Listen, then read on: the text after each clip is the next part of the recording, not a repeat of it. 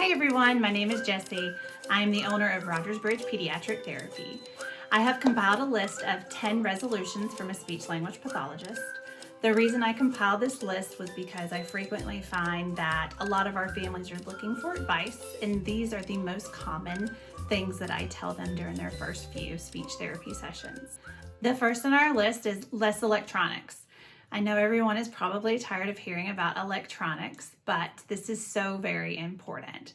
We are the most concerned with tablets, phones, and TV, and we include watching educational programs on this. We want our children to learn how to communicate their basic wants and needs, like hunger, thirst, where they want to go, and what they want to do, rather than learning those pre-academic skills. Studies show that watching a lot of TV does in fact change how your brain works. So we want to limit that electronics time. Number 2 on the list is let your child help. Allow your child to help with routines around the house.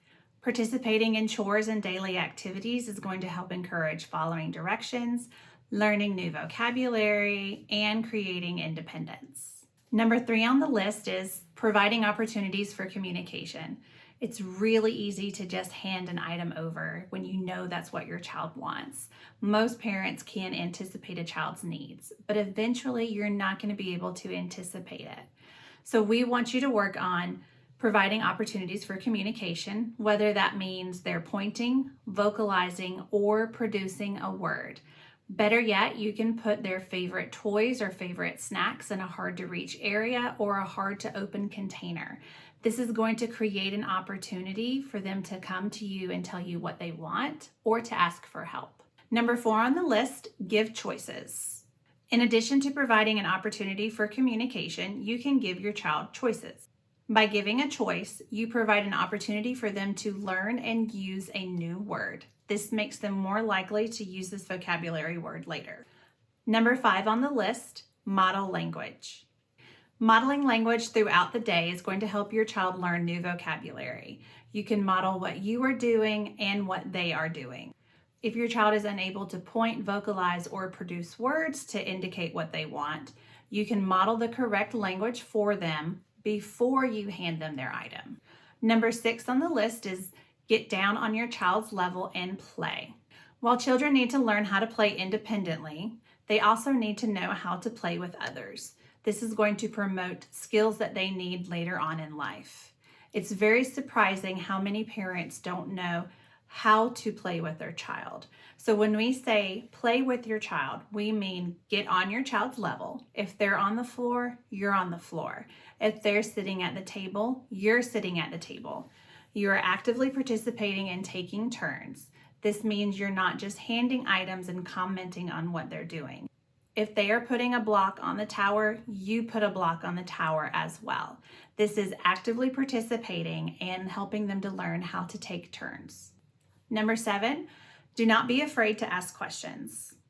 Ask your doctor and your therapist questions. They are there to help make information more clear to you. Grab a notebook and write down your questions. This is going to help you remember what questions you wanted to ask when you actually get to your appointment. It's really common for people to forget what they were going to ask their doctor or their therapist once they are in the session. You can also write down their responses. Some appointments are going to have a lot of information that can take a while to process. You can write down what the doctor or your therapist said and then review that information later. Number 8 on the list, take time for yourself. It's very easy to immerse yourself in the life of a child, especially if that child has special needs and has a lot of doctor's appointments and therapy appointments. In order to be the best for your child, you need to take time for yourself.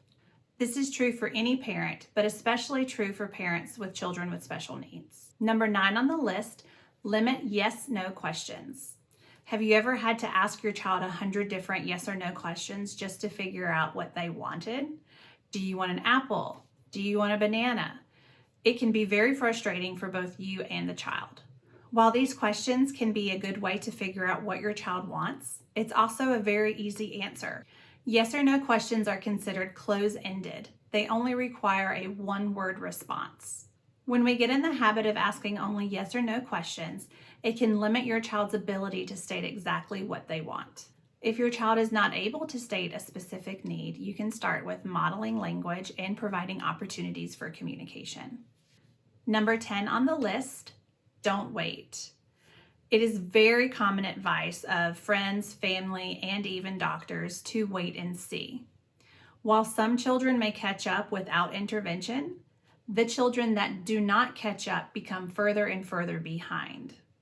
The National Institute of Child Health and Human Development states that it takes 4 times as long to intervene in the 4th grade than it would if intervention was provided in late kindergarten. There is no reason to wait and see, as there are so many ways to obtain an evaluation. Georgia's early intervention program, Babies Can't Wait, provides free evaluations for children 0 to 3 years old. After a child is 3, the public school system will evaluate and provide services if there is an impact on academic performance. A lot of insurances will also cover the cost of an evaluation. As always, if you have questions about your child's speech and language skills, give us a call. We provide free phone consultations and will help you determine if a speech language evaluation is appropriate for your child.